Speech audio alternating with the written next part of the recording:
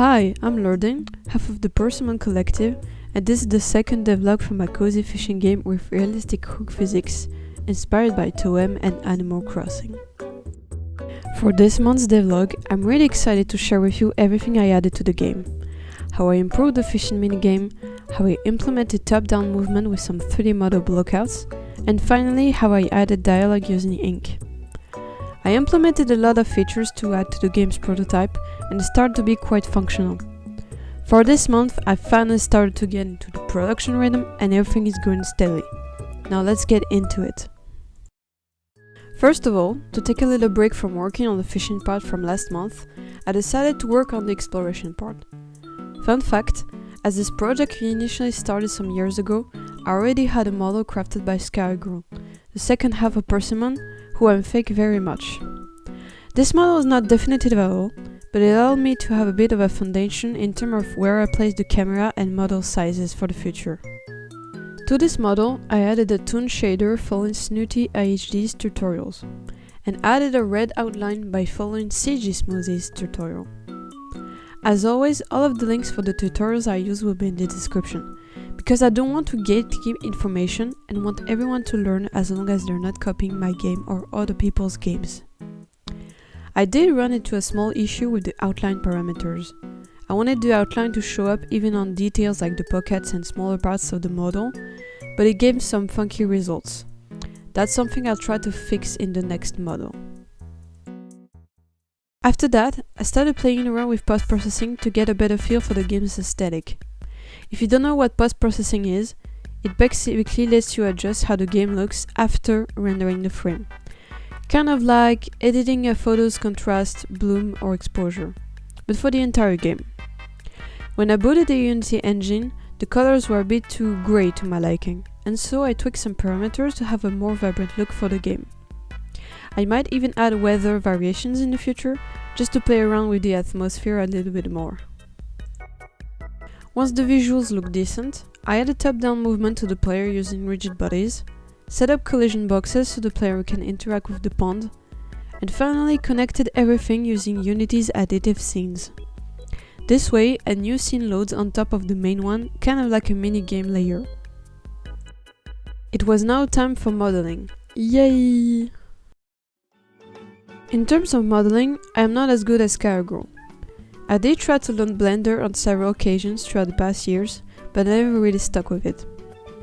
As everyone did, I learned with the donut tutorial and with some character tutorials. I did manage to create some nice looking models, such as this one and this one. However, I was a bit rusty, and so I wanted to pick up everything again. This tutorial by SmartyRBX was very useful to me, and if you want to learn Blender modeling for games, I highly advise you follow this first, as it's very well explained. I followed the tutorial and modeled some simple trees just to get a feel of Blender. Then, I decided that I wanted to make a block out of the pond, and started making some props for the game that will help later when level designing. I modeled the water shape in something that seemed pond-like, and then it was time to add some decorations. For now, I decided to go with some cattails, rocks and water lilies. I really want to do more research on aquatic plants for the next devlog, because I care a lot about nature, and I want the world to feel realistic even though it's stylized. My goal is to represent the beauty of nature, while still keeping that playful game-like vibe. For the rocks, it was quite easy as they are very low poly and you can find some models everywhere for inspiration. I did have fun with the cattails, and managed to learn how to use some modifiers to bend the sliders to make the stem of the cattail. It looks a bit funky with certain angles, but don't look too close. The water lilies were definitely my favorite to make. I had to improvise a bit with using a reference photo and figure out how to make a flat surface look good, which was a fun little challenge. Finally, I decided it was time to step up my game and upgrade my trees as they were really ugly. Now of course there are a lot of tree modeling tutorials out there, but I decided to go with this one by Dadbot Ale, as it is very easy to understand, quite complete, and the trees look pretty, hehe. Finally, I imported everything in Unity and gave all the models some color materials. And here's the final result for now. I think it looks quite alright, and I cannot wait to add more models. To wrap up the traversal part of my game, I started working on NPCs in the dialogue system. My main inspiration for this was Animal Crossing. I absolutely love the Animali's voices, the little camera shifts, and all the cute expressions the characters make. It really makes you want to talk to every villager. Normally, I write dialogues in a JSON file and parse them myself using dictionaries or custom data structures. But honestly, that process is super time consuming, and I've given up on making complex dialogue systems more than once because of it. Then, I remember that back in school, some people use a narrative scripting language called Ink, and I wanted to give it a try. Since I already had some experience writing visual novels in RenPy, I figured there might be some similarities. If you're not familiar with Ink, it's basically a scripting language for narrative games. It lets you create choices, variables, loops, branching story paths, and more. You write everything in that .ink file, and then it exports to JSON.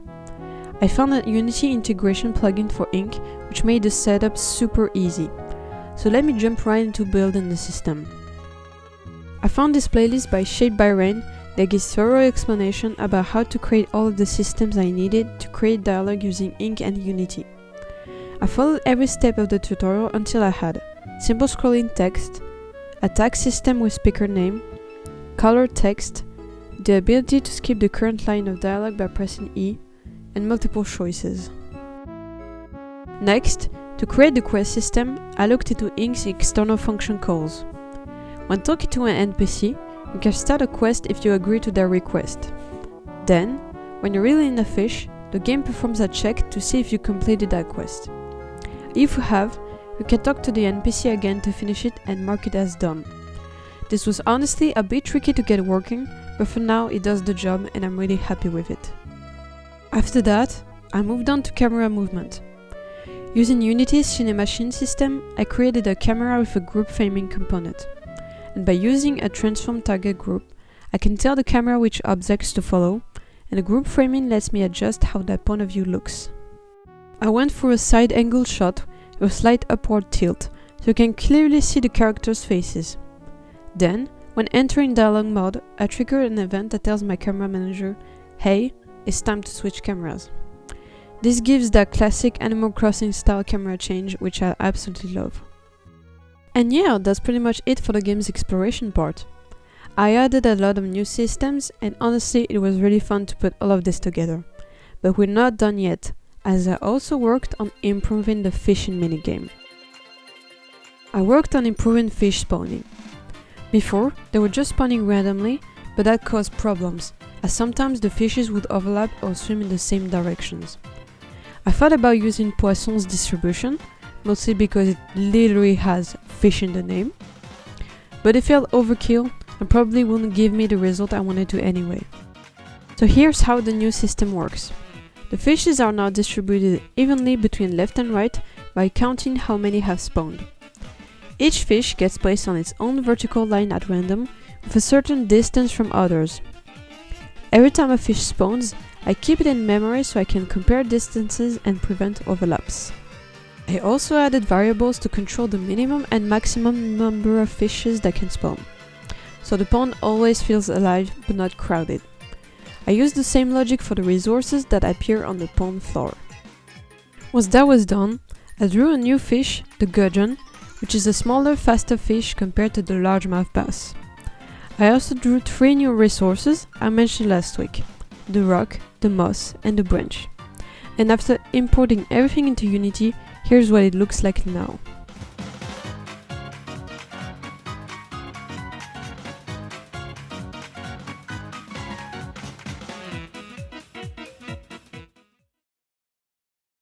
Thank you so much for watching this month's devlog. It came out a little bit late as I was sick for a whole week. If you like what you saw and want to support the game, check out our Blue Sky and subscribe to the channel. I opened a Patreon page where you can support the game financially and get some cool rewards such as exclusive behind the scene contents, special videos such as the Gudgeon speed paint, and even this month's demo. All of the money will go towards the funding of the game and paying extras, so if you want to play, and help, you are very welcome. This game is starting to look good and I'm very happy. Next month I will work on the vertical slice level design, add more 3D props to block out a real level, add currents and salmon, as well as work on a fishing inventory. Until next time, bye bye!